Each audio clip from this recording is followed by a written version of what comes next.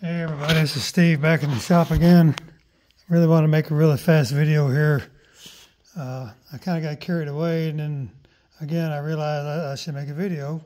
I started reassembling some of the components in the engine. As you can see here, been working on the crank.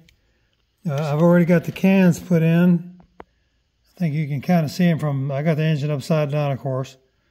You can see those nice shiny new cans. I'll have a later video where you can actually see the tops. But anyway, I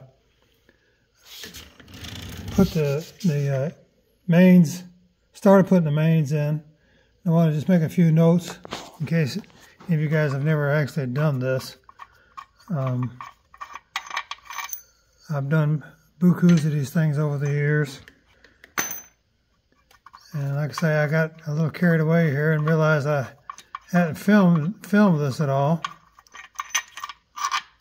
And whenever you take these apart, be sure you mark or denote which ones of these are what, because you want to put the front and the main caps right here. They look identical, but there's could very well be some slight differences in the two in your tractor when you put these things together.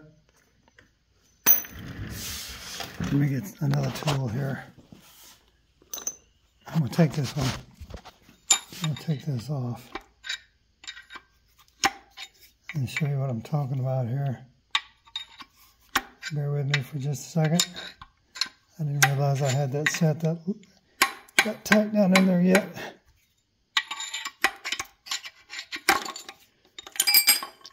Alright, now, if you see here, you got one, I'm not going to take this one off, but this is your cap. I've already cleaned it up.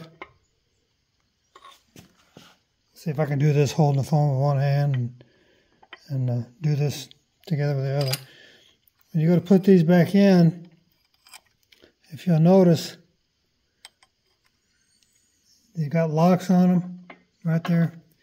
You can see the notch in the cap, and there's also a place in the insert there where that fits right in there.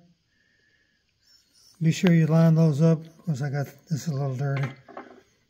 When you go to put this back together, be sure that this edge of the cap lines up with the corresponding edge on the bottom as well. Now I've got this thing covered up in lube, and I've always used STP oil treatment. A lot of folks use white grease. A lot of folks just use regular old motor oil. I don't know, but I use the STP because it's really thick. It's really sticky. I don't necessarily get to these, several days in a row. Sometimes it takes me a couple of days to get back to them, and I want this stuff to stick on these journals. So, but as you see here, of course, now I haven't got these things tightened down. You bear with me here, trying to work with one hand, hold the phone with the other. You want, once you get the journals, get your caps and stuff put on, you want free movement just like this right here. Now you'll have some resistance once you put the pistons in it, obviously. But when you got the crank, you just want it free. Now I don't have the cap on here, and obviously I don't have the cap on here, but also I wanted to note or mention your center. Not only does your caps control the movement, the up and down movement to hold your crank in place. If you look on either side of that particular insert, you see it's got shoulders on it on either side.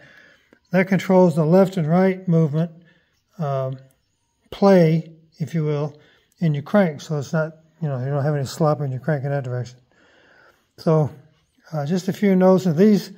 Let's see, if memory serves me right, the pistons torqued down to, the rod caps torqued down to 70, and the mains torqued down to 7. I said that wrong. I'm sorry. They've torqued down to 40, and the mains torqued down to 75 foot-pounds. So I'll be putting these caps on here, and I will be torquing them down here momentarily. There's no real particular order, I don't think, but again, just be sure you keep the front cap and the back cap mains separate. Be sure you put the right one, the rear back on the rear. Don't mix them up. They have a tendency to get in a bind if you try to do that. So anyway, hopefully I made a few little pointers that might help. Thanks.